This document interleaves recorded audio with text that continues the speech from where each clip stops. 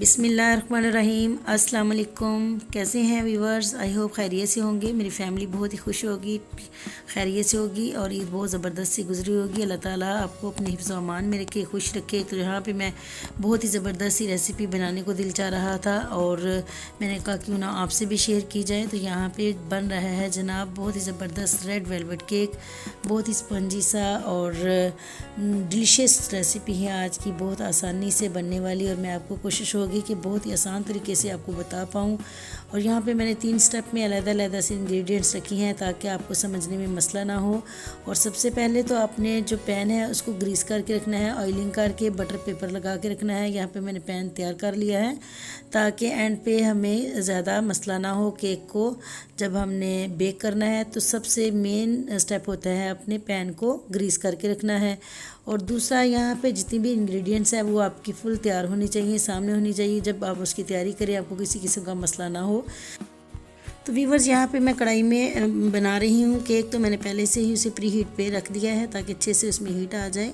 और अगर आपने ओवन में बनाना है तो उसे भी आपने प्री हीट पे लगा देना है। तो सबसे पहले आपको बताती चलूँ कि डिटेल जो ड्राई इंग्रेडिएंट से पहले सबसे पहला स्टेप आपने जो करना है उसके अंदर आपको चाहिए होगा दूध आपने हाफ़ कप लेना है।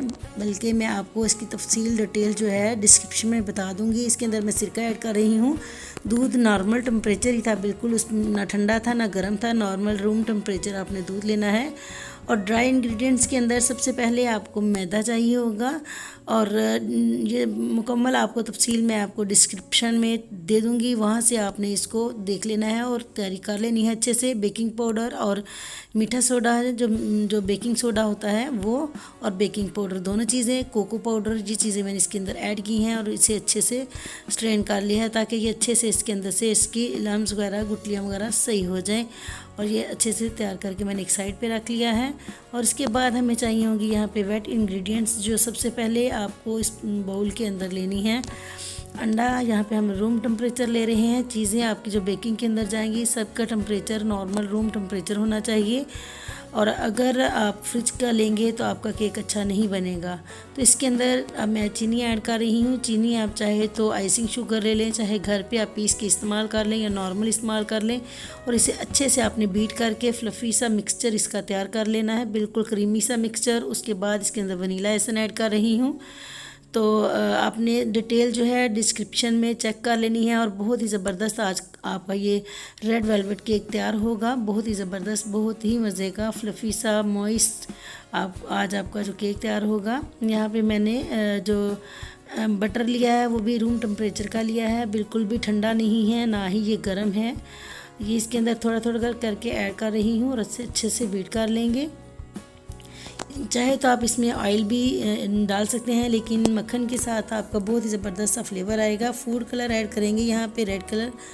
तो आप अगर आपके पास पाउडर फॉर्म में फूड कलर है तो उसे दूध में मिक्स करके ऐड कर लें, और अगर लिक्विड है, ड्रॉप्स में है, तो फिर भी अच्छा है, बहुत ज़बरदस्त आपका कलर आएगा।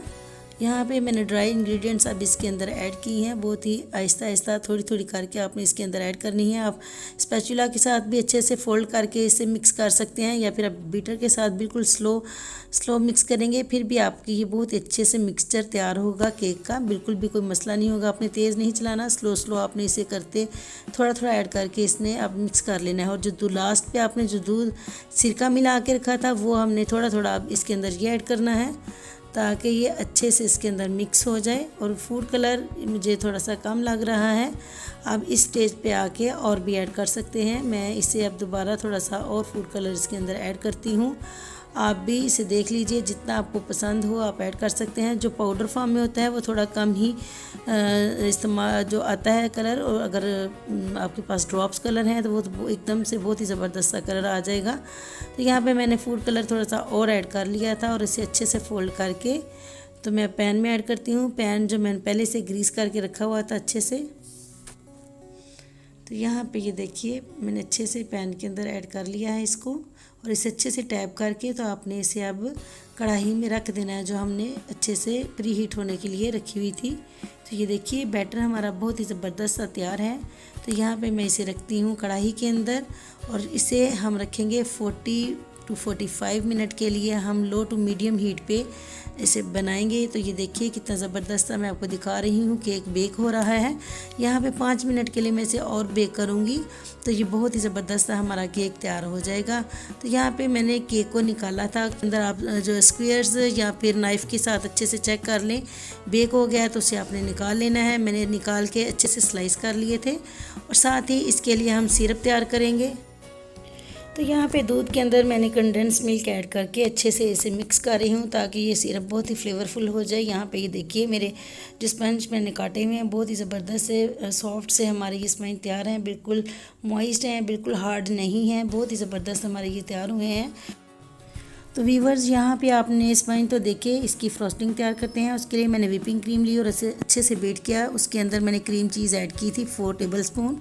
आपको अगर पसंद हो तो आप भी ऐड कर सकते हैं। बहुत ही ज़बरदस्त हमारी जो फ्रॉस्टिंग तैयार होगी इससे।